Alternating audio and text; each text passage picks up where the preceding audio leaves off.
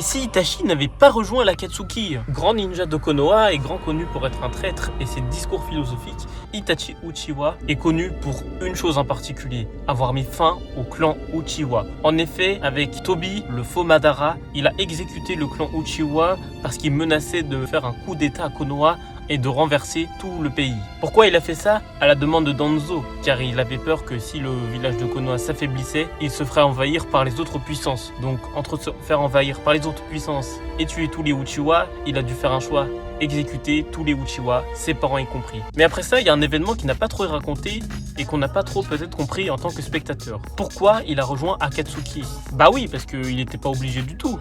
On voit la scène où il demande à Tobi de l'aider à exécuter le clan Uchiwa, mais il aurait pu le faire tout seul finalement. Parce que c'est pas la meuf de Itachi qui allait lui empêcher de le tuer, sachant qu'il a tué ses propres parents. La raison officielle de son départ à l'Akatsuki, racontée dans l'anime Naruto, c'est pour espionner l'Akatsuki. Mais il pouvait pas envoyer des informations à Konoha, il pouvait se faire griller. Et on le sait, il est revenu qu'une seule fois à Konoha, c'est quand le troisième Hokage Hiruzen Sarutobi est mort suite au combat contre Orochimaru. Il est venu uniquement pour voir si Sasuke était en vie. Suite à cela, plus rien, il est parti. Donc il enquêtait sur quoi? Il y avait que 10 mecs dans l'Akatsuki qui voulaient récupérer les bijoux. Surtout dans l'anime, les Hokage n'ont pas du tout l'air un courant de l'objectif de l'Akatsuki. Malgré que Itachi soit y rentré quand même 4 ans. En 4 ans, qu'ils ne savent pas que l'Akatsuki veulent récupérer les bijoux, qui est, je rappelle, leur seul objectif réel, bah ça fait qu'il reste là-bas pour rien, surtout qu'il est malade et pas en état de combattre. Pourquoi n'est pas resté à Konoha pour réaliser des missions et être un grand shinobi? On pourrait se dire, oui, c'est parce que c'est un Uchiwa, il va pas se faire aimer, mais que de foutaise, il y a son frère, Uchiwa Sasuke. Il pouvait rester avec lui, on sait très bien l'amour que Itachi porte à son frère transcende tout le reste, donc ça lui aurait pas dérangé. Il y a déjà eu un film où Itachi était resté vivant, c'est celui où ils attaquent Kyuubi avec Minato en vie. Mais le truc, c'est justement, c'est que dans ce film, Minato est en vie. Or, dans notre scénario ici, on ne fait pas de Minato en vie et on parle seulement de si Itachi n'avait pas rejoint l'Akatsuki. Déjà, la différence, c'est que Itachi il serait quand même vu comme un méchant.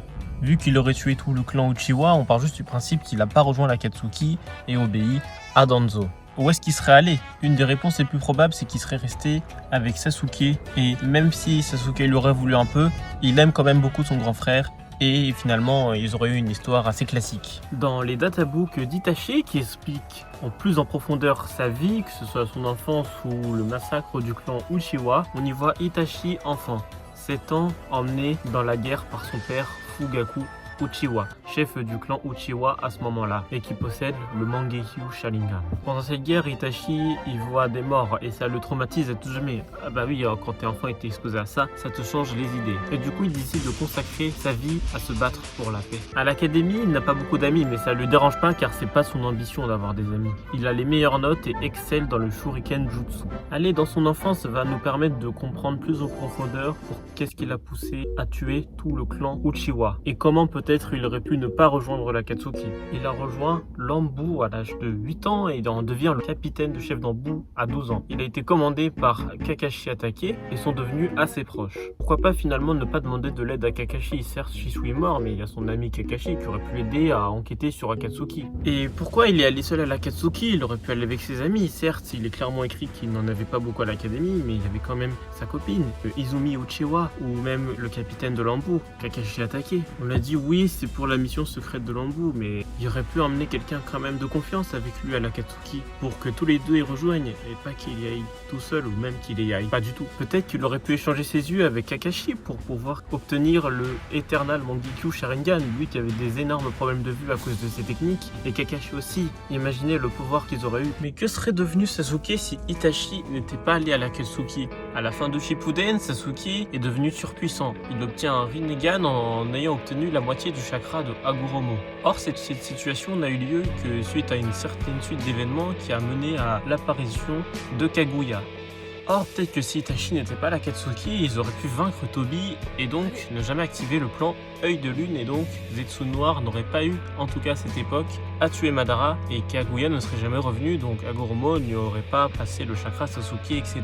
Ensuite, même au-delà du Rinnegan, peut-être que tout simplement il n'aurait jamais éveillé le Mangekyo Sharingan. Pour rappel, Sasuke éveille le Mangekyo Sharingan suite à sa volonté de détruire Konoha après avoir appris la vérité sur Itachi.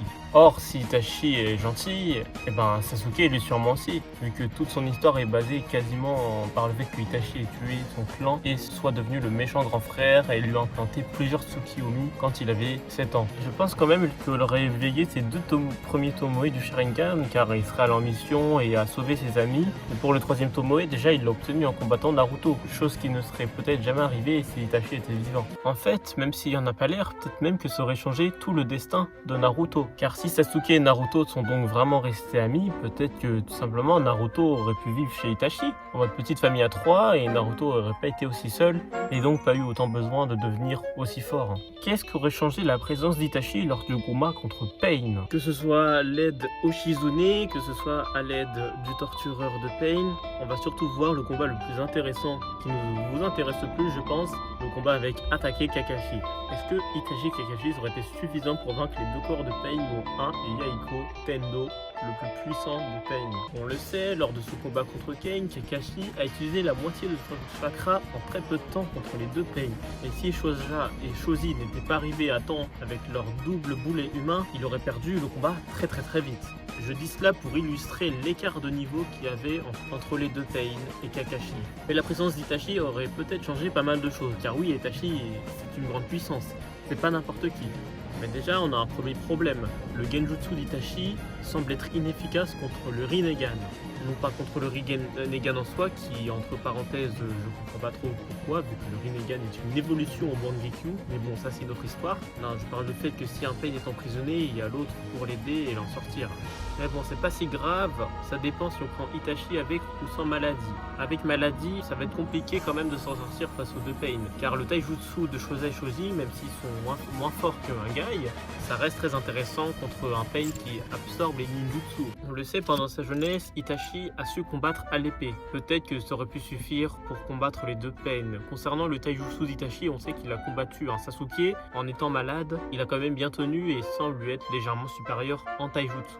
Donc je pense qu'en taijutsu, il peut tenir un Pain, sachant que Nagato et le 7ème Pain doit combattre les 6 en même temps. Donc au taijutsu, il serait inférieur sans ses pouvoirs. Et avec le Katon de Itachi, j'ai pas de doute qu'il puisse passer le Pain avec une arme qui balance des fusées. Mais le problème, c'est pas lui, c'est Tendo, le Pain le plus puissant qui a érasé le village de Konoha en un éclair.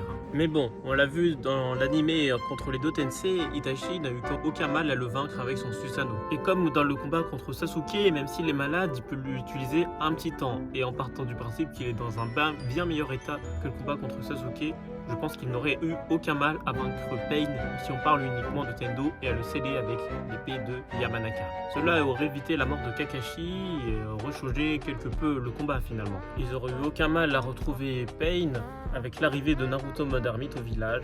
Mais du coup la vraie question c'est est-ce que Pain serait attaqué le village si Itachi est au village?